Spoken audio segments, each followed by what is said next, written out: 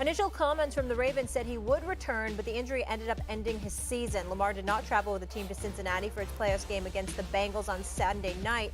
It's worth noting, though, Tua also didn't travel with his time either. Here's John Harbaugh on Lamar. Lamar Jackson is our quarterback. I mean, he's been our quarterback.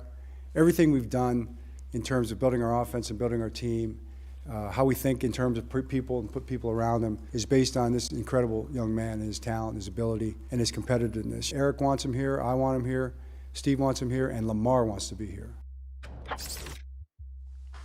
Stephen A., up first. How do you see this playing out between Lamar and the Ravens? I think eventually Lamar Jackson will be traded. I'm not saying it's the wisest thing to do because he's a superstar talent. He's box office. He's all about Baltimore, all of this other stuff. This is no shade whatsoever thrown on Lamar Jackson. He's a tremendous, tremendous talent. I'm not questioning his skill. I'm not questioning the fact that he's worth $200 million. I'd give him $200 million today. Make no mistake about that. But to me, for it to have taken this long, something is awry. And Ryan, Bart, I don't know what that is. I heard Swagoo come on the show earlier this week and initially said he was guaranteed $133 million. Then he corrected it because Chris Mortensen had reached out to him and said the signing bonus essentially was about $133 million and $200 million was guaranteed. And that was still enough for him to say no, because he's hell-bent on getting the money that Deshaun Watson has made. I don't know that. I'm just telling you what Swagoo said to me and Molly the other day right here on First Take. Having said all of that, I just think that when you take into account that he doesn't necessarily have the quintessential prototypical agent representing him, that family members are representing him, that they can't seem to come to an accord at this moment in time, they can say what they want. But to me, if all three of them were on the same page to that degree, a deal would have been done already if both sides really, really wanted to remain in Baltimore. Somebody's lying, y'all.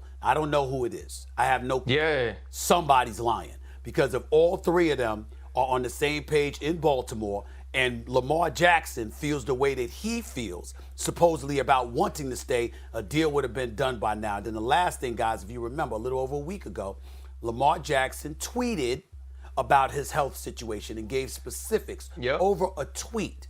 He did not okay that and communicate with the Baltimore Ravens organization before he put that out. There is clearly a divide there.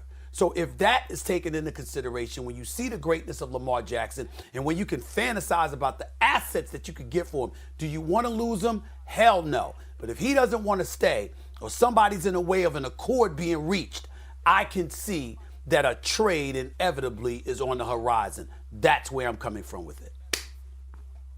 Yeah, you know, when you look at this situation, especially you explaining it that way, Stephen A., that there was 200 guaranteed, and obviously we can't confirm that. You say, okay, what else does Lamar Jackson need, or what else does he want to stay in Baltimore if Steve and John and Lamar are all on the same page? The other thing is this, DeMaurice Smith, the NFLPA executive director, is actually on the pivot today, and he's talking about guaranteed contracts, and he's saying about the way that the NBA moved toward, and also that Kirk Cousins had a fully guaranteed contract, and Deshaun Watson had a fully guaranteed contract. And what it was the quarterbacks that came after them didn't demand the same thing. And so now these teams can put players back in a place that they say, no, you don't get a fully guaranteed contract, but here is what we will give you. And it seems that Lamar wants more, and exactly what Deshaun Watson got, which meaning he wants more money, but he wants it all guaranteed in the same way that it happened for Deshaun Watson. And if that's a sticking point, I believe it ends in the trade too, Stephen A. I don't believe that Baltimore will bend on that. I listened to Rex Ryan on Monday talk about the way that this Baltimore organization does business, the people that this Baltimore organization is willing to part ways with. And what I said to him was, they ain't been Lamar Jackson. They aren't the quarterback of this team that's already won an MVP in his second year as a starter. But if those are certain things that are starting to be sticking points and be issues in this relationships, I do see a problem. And the last is this. When a quarterback feels the need to address the entire world through Twitter so they know what he is dealing with his injury. It says to me that he feels his team isn't representing him in the right way. He feels that his team doesn't have his back. And when Marlon Humphrey has to come out after the game and say, I knew Lamar wasn't going to play because I probably shouldn't say this, but I watched him limp around the facility. Why couldn't John Harbaugh say that? Why couldn't John Harbaugh have his quarterbacks back?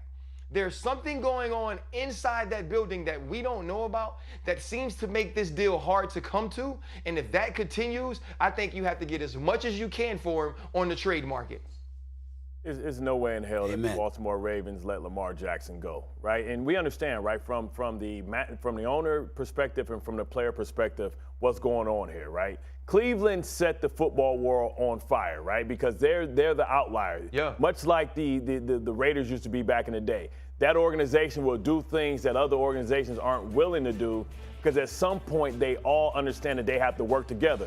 You can call it colluding or whatever you want to call it, but they have to work together. Yeah. So now that the president has been set for Deshaun Watson, the Baltimore Ravens don't want to be next in line because you understand what happens. That means that Joe Burrow, that means that Justin Herbert are going to get guaranteed contracts. That's why players were upset with Russell Wilson because it has always been, you guys may not believe this, but at one time, I was the highest paid linebacker in the NFL.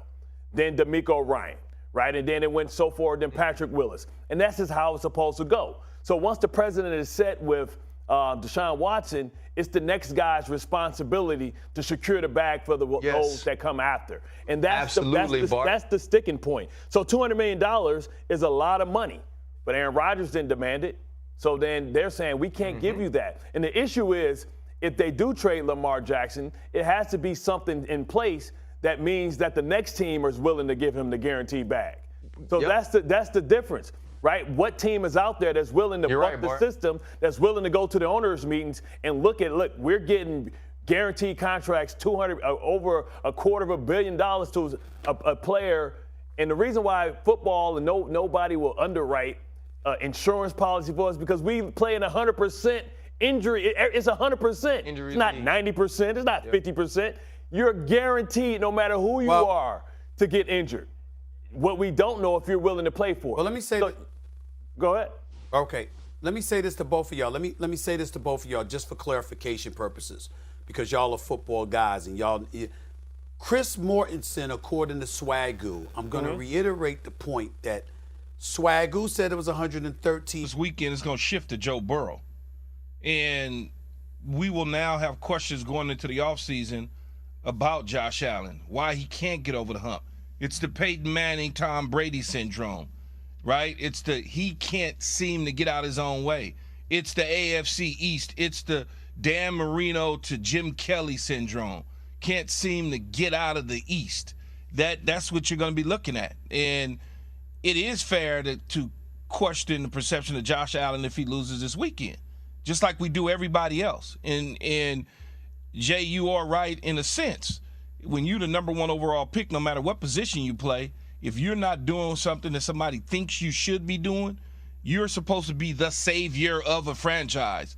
And if you haven't gotten them to where they feel they need to be, then they're going to look at you differently. So, Key, I don't know why this name keeps coming into my head, and I know their games are very different, their styles and their approaches are very different, but I kind of see it trending. If Josh Allen gets knocked out by Joe Burrow, gets knocked out by Patrick Mahomes, like this James Harden-like feel to it, right? Like he does so much during the regular season, an absolute beast, puts up incredible numbers, but when it gets to the playoffs and you feel like you need it, he can't get you over the hump. And I feel like that narrative around Josh Allen starts to become a really big thing. It already kind of became a thing last year, but the rule got changed now because of the way it went down with him and Patrick Mahomes, and now it starts to become a bigger thing, especially if Joe Burrow with this offensive line is decimated, finds a way to beat Josh Allen. Let me give you another analogy. I think I get that. I feel the same thing. I think of it more like Elway. Elway, although he got to the Super Bowl, right? Elway was going to the Super Bowl like we was eating Tic Tacs. No question. Man. He got them to the Super Bowl, but he wasn't able to get over the hump till he really wasn't Elway anymore at the end of his career, and they got him a running back. Then he won back-to-back, right? But people forget the perception of Elway back then was, yeah, he's great. He's the chosen one. He's got all this talent. Oh, my God. That's fair and true.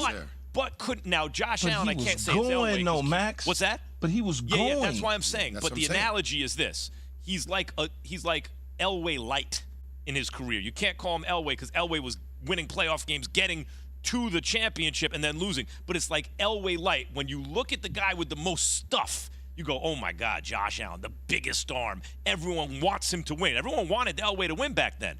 But it was Joe Montana winning all the Super Bowls, right? It would feel not that because Joe Burrow hadn't won a Super Bowl either. But in this analogy, Burrow is like Montana, and Josh Allen's like Elway, the more talented kind of So guy what is that Patrick everyone Mahomes? He's a whole different thing. Mahomes is just like, he's on his own. Mahomes has done it all. He's done it all. He's Marino meets, Brady or so. Like he wins. Well, Marino didn't win nothing, though. Exactly, yo. No, right. He's Marino in terms of he's just better than everyone. Is there any cushion Meets Joe Montana. He also wins more than anyone. Is there any cushion for Josh Allen considering what happened?